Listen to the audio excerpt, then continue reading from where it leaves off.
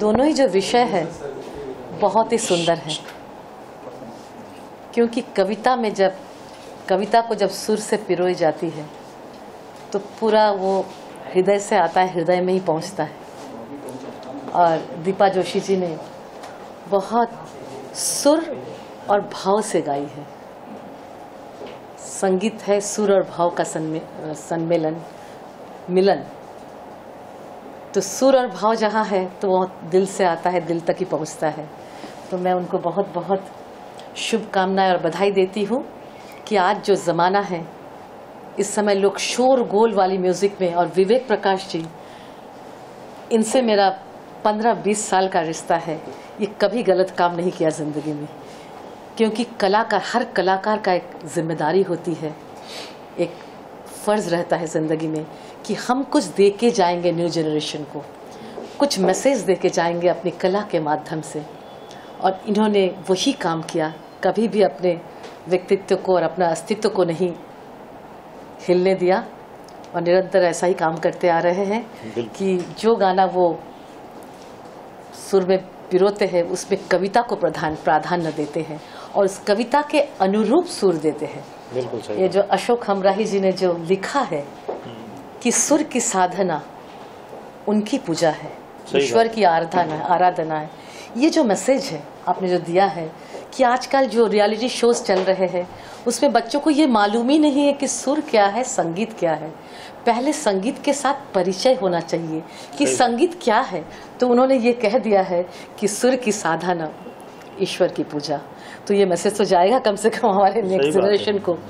और शुक्ला जी, प्रभाकर जी ने उसको बहुत सुंदर ट्रेडिशनल वे में हमारे हेरिटेज को बरकरार रखते हुए जो वीडियो बनाए हैं, इसके लिए मैं उनको भी बहुत अभिनंदन करती हूँ, धन्यवाद देती हूँ।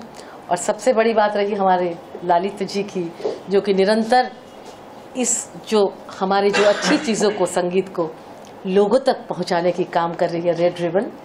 उनको भी बहुत बहुत शुभकामनाएं, और कहूँगी कि ऐसे ही काम करते रहे कि सुर को बचा लीजिए, कविता को बचा लीजिए, क्योंकि कविता हमें जीना सिखाता है। सही बात। हम जब संसद में हमारी प्रोग्राम हुई थी तो डॉक्टर कलाम मुझे स्पेशली बुलाए थे कि उनकी प्रिय कविता मुझे गाना है, और वो मुझे मुगल गार्डन लेके गए थे और रो रो के कहे थे कि ये मेरी कविता है कि जास्मिन फ्लावर रो रो के अपनी माँ से कह रही कि मेरा जन्म इसीलिए हुआ था कि हमें राष्ट्रपति कुचल के चले जाएंगे। तो माँ हंस के बोली कि तुम्हारी सौंदर्य से प्रेरित होकर मोर नाचते हैं, हंस कुलांचे मारते हैं, तो कवि का मन जागता है और कविता लिखते हैं, और उसमें संगीतकार जब उसको सुर से पिरोता है तो वो इंसान के पास जाता है, तो वो इंसान बनता है, ह्यूमैनिटी आता है उसके अंदर। नहीं तो वो राक्षस बन जाएगा, वो पाषाण बन जाएगा। आज कविता नहीं दिखती है, इसलिए सब पाषाण हमें यहाँ चारों ओर दिख रहे हैं। जितना रेप हो रहा है, ये हो रहा है, तो ये सब ऐसा गाना बनेगा तो सारे विकार समाज से चला जाएगा। धन्यवाद। बहुत अच्छी बात, बहुत अच्छी बात।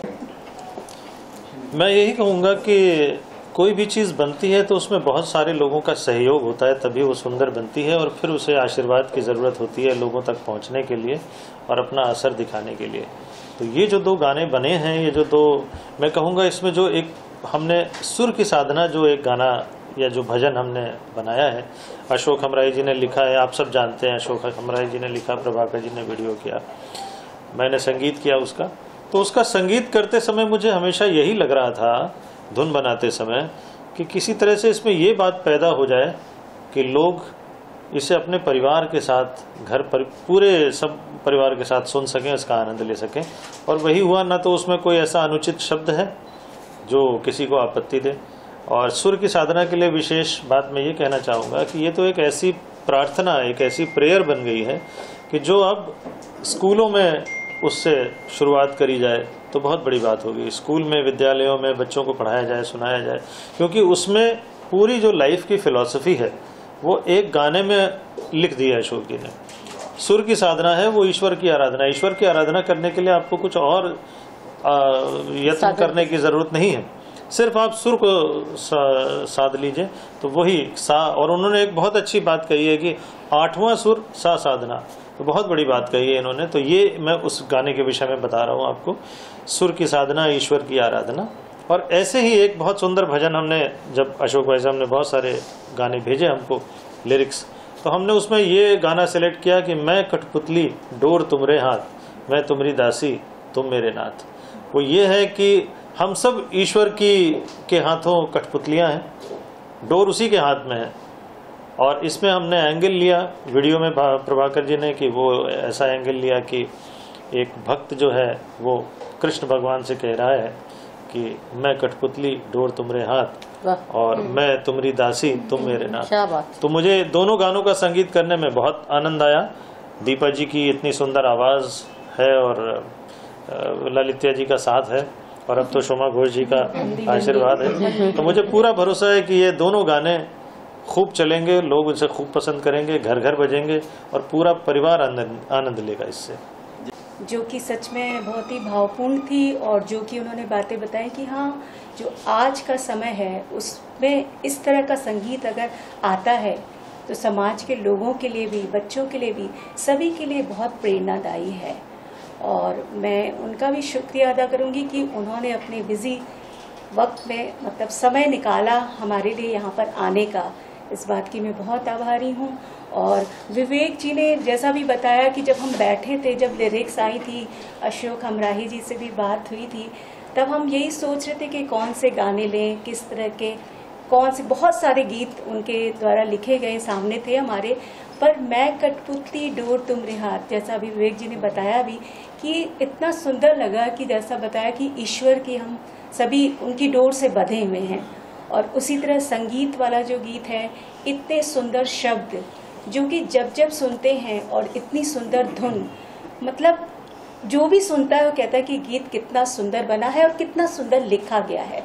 और उसी तरह से उसका वीडियो भी बहुत सुंदरता से बनाया गया है। और मैं बहुत भाग्यशाली हूँ कि इतनी अच्छी टीम, इतने अच्छे लोग मेरे साथ जुड़े हैं। और शोमा जी से भी आज मेरी मुलाकात हुई, जिनसे मैं मिली नहीं थी, तो ये भी बड़े सौभाग्य की बात है। और रेड रिबन से लास्ट ईयर भी मेरी एक गज़ल आई थी अनूप जलोटा जी के साथ, तो वो भी बहुत अच्छी रही। पर ललित्या जी से भी आज मुलाकात हुई, जो कि बहुत ही मुझे अच्छा लगा कि उनसे मिलकर, और उन्होंने भी आज यहाँ पे हमें मौका दिया, उसके लिए भी मैं रेड रिबन की शुक्रगुजार हूँ। अशोक हमराही जी, उन्होंने इतने सुंदर गीत लिखे और आगे भी उम्मीद है कि हम उनके गीत गाएं। प्रभाकर जी के साथ काम करें, विवेक जी के साथ काम करें, शोमा जी से भी बहुत कुछ सीखें और ललित्या जी का भी मार्गदर्शन रहे। तो आई एम वेरी हैप्पी कि आज सब लोग साथ में हैं। आप लोग भी आए इतनी दूर दूर से, तो वो भी बहुत अच्छी बात है कि सबसे मुलाकात भी हुई और सबने जो हमारी उपलब्धि है, जो सबने काम किया है, वो आपके सामने है। और मुझे उम्मीद है कि सबको पसंद आएगा। और जैसा कि विवेक जी ने कहा कि घर घर में, चाहे इसे बच्चे सुने, बड़े सुने और बुजुर्ग सुने, सभी को ये अच्छा लगेगा। 2 लाइन हो जाए जी। सूर्य की साधना ईश्वर की आराधना, सूर्य की साधना ईश्वर की आराधना। सा नि ध प म रे म ध म प प म ग रे ग रे सा, सूर्य की साधना ईश्वर की आराधना। बहुत अच्छा, बहुत कर दूं? सुना कि कितना मीठा गा रहे हैं। और मैं अभी मिली उनको कल, और उनका व्यक्तित्व इतने लविंग और सुरीले है, और वो ही उनके गाने में भी आ रहा है। बहुत अच्छा भाव है।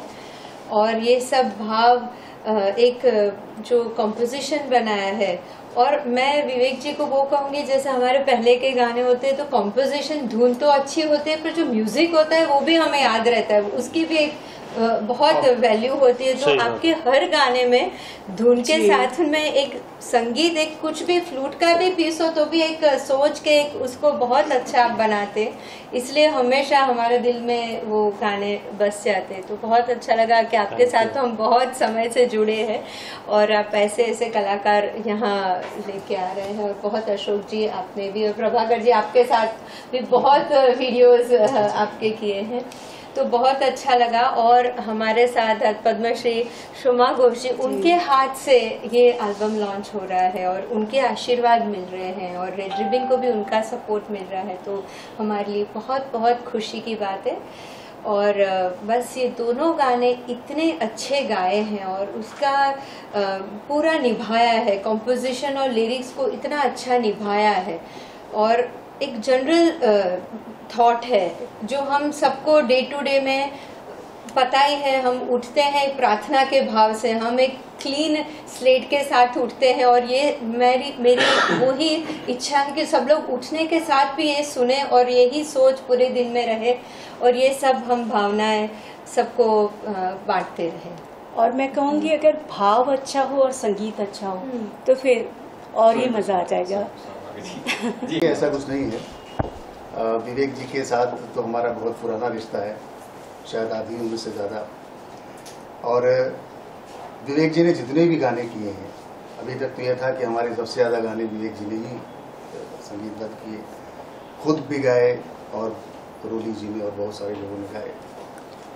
विवेक जी के साथ जब काम करने का मौका मिलता है तो बड़ी खुशी होती है। खुशी इसलिए होती है कि हमको ये पता रहता है कि हम जो गीत लिखेंगे उसके साथ पूरा न्याय होगा, उसकी धुन अच्छी होगी, उसमें जो संगीत भरेंगे बीच में वो भी अच्छा होगा। क्या बात। और ये भी पता रहता है वो स्वर भी अच्छा चुनते हैं, वो चाहे खुद गाएं या रोली जी गाएं या कोई उनका साथी कोई भी गाए, वो सुर भी अच्छा चुनते हैं। अभी दोनों गानों में आपने देखा होगा कि उन्होंने आवाज भी अच्छी चुनी और इसीलिए गाना अच्छा बना। आवाज ने मुझे चुना।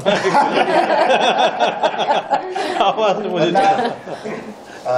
मतलब अभी तक के सफर में करीब 2-2,500 गाने लिखे होंगे, बहुत सारे गाने 1000 के आसपास। विवेक जी सब नाप तुल के करते हैं, नाप तुल के करते हैं, बैलेंस इनका बैलेंस पूरा बहुत बड़ी और ये सबसे अच्छी बात होती है, तो बड़ा अच्छा लगता है। और एक रचनाकार के लिए और क्या चाहिए।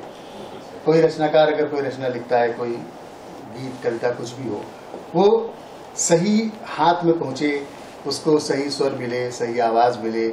क्योंकि इस समय हमने क्या एक लाइन लिखी सीधी सी, मतलब अपनी बात कह रहा हूँ, मैं कठपुतली डोर तुम्हारे हाथ, बड़ी बड़ी साधारण सी लाइन है, कोई ऐसी बहुत बड़ी बात नहीं है, बहुत वजन है, लेकिन ये बिल्कुल साधारण नहीं है, हाईली फिलोसॉफिकल बात बहुत बड़ी सिंपल है कि कभी साधारण भाषा में आपने बड़ी बात कभी गुरु रविन्द्रनाथ टैगोर कह के गए थे कि सहज बात बोलना बहुत कठिन है। सही बात है। तो आप ये बहुत कठिन है, सहजता से चलना, सहजता से सही कहा आपने। मतलब आप कह रहे हैं, लेकिन हमें तो लगता है बड़ी साधारण सी बात है, या सुर की साधना, ईश्वर की आराधना। लेकिन बस मैं अपनी एक बात ये कहना चाहूंगा कि जब भी मैं कोई गीत लिखता हूँ, कुछ भी लिखना होता है, गीत, गजल, भजन, जो भी लिखना होता है, तो सबसे पहले मैं कुछ देर उसके बारे में चिंतन करता हूँ, सोचता हूँ कि क्या हो सकता है।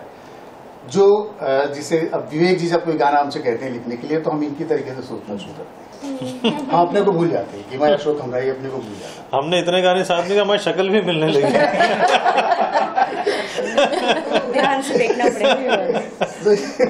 मतलब हमें क्योंकि हमको मालूम अगर ऐसा कुछ लिखेंगे तो वो तालमेल नहीं बैठेगा। और ऐसा होता है, बहुत सारे लोग होते हैं उनके लिए कुछ वैसे गाने भी लिखने पड़ते हैं, कुछ तेज तर्रार वैसे गाने भी लिखने पड़ते हैं, लेकिन वो सबकी अलग अपनी अपनी मर्जी होती है इन गानों के विषय में। लेकिन हाँ, और इन गानों के बारे में देखिए बहुत सारी बातें, शब्दों के बारे में तो बहुत कुछ आप दोनों लोगों ने बात की। बस हम यही कहेंगे कि गाना ऐसा हो जिसमें सहज भाव तो हो, लेकिन सहज भाव के साथ साथ कोई जीवन का दर्शन भी छोटा बहुत होना चाहिए, थोड़ा बहुत होना चाहिए। क्योंकि अगर गीत के साथ में हम, सबसे जो सुंदर बात थी कि वो शब्द अच्छे लिखे गए, धुन अच्छी बनी, गाया बहुत अच्छा। तो मेरे सामने चैलेंज ये था कि वीडियो भी अच्छा बनना चाहिए। तो वो जो है हमने कोशिश की और हमने इसमें थोड़ा सा अलग तरह का प्रयोग किया कि भाई ये पारंपरिक भी हो लेकिन आज का लगे, यानी कि इसमें पूजा भी हो तो भी आज की लगे, भगवान कृष्ण की मूर्ति भी हो तो वो भी बोलती हुई लगे। इस तरह से करके हमने काफ़ी डिटेलिंग में काम किया, लोकेशन कैसी हो, फिर हमने समुंदर इसमें दिखाया कि भाई वो प्रकृति के से रिलेटेड जो गाना है सुर की साधना। तो इस तरह से करके काफ़ी सारी डिटेलिंग करने के बाद हमने इसका वीडियो बनाया। और वीडियो ऐसा होना चाहिए कि भाई गाना जो है वो गाने को कंपनसेट करे और गाने के साथ में जेल करे, आदमी गाना देखे तो गाने का मैसेज भी उसको मिल जाए और वीडियो देख के उसको समझ में आ जाए कि हम क्या कहना चाहते हैं। तो वो एक छोटा सा प्रयास था। बाकी अपनी तरफ से सबने बहुत सुंदर काम किया। दीपा जी ने बहुत अच्छा गाया, बाकी ललिता जी का साथ है, हमराई जी की कलम है, सुमा जी का आशीर्वाद मिला, और विवेक जी ने जो है वो म्यूजिक और सारा कुछ किया। तो मैं भी साथ में जुड़ गया, वही जुड़ते गए और चीज़ बनती चली गई। तो इन सबका बहुत बहुत धन्यवाद। और मुझे लगता है कि ये एक सामूहिक प्रयास है और सामूहिक प्रयास अच्छा ही होता है। सही बात है।